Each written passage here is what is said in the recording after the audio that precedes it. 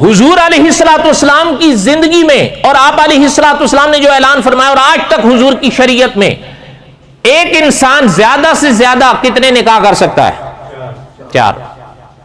کتنے کر سکتا ہے؟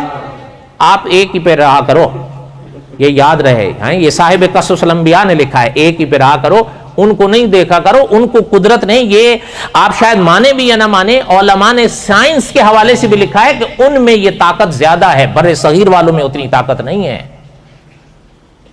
یہ ایک کے ساتھ نہیں نبھا پاتے، 4 ایک ہی پہ رہا کرو۔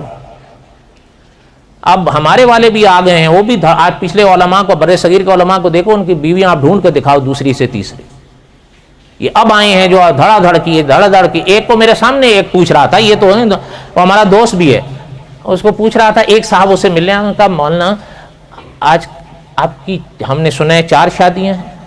انہوں نے کہا ہاں جی یار 4 تھیں، ایک ڈیلیٹ ہو گئی، ابھی ڈھونڈ رہا ہوں۔ 4 تھیں، ایک ڈیلیٹ ہو گئی، مطلب طلاق دے دی، تو اب 4تھی پھر ڈھونڈ رہا ہوں۔ اللہ تعالیٰ ان کو بھی سمجھ دیں، کیا کہہ سکتے ہیں، حالات ہوتے ہیں، مواقع ہوتے ہیں، یہ معنی نہیں ہے۔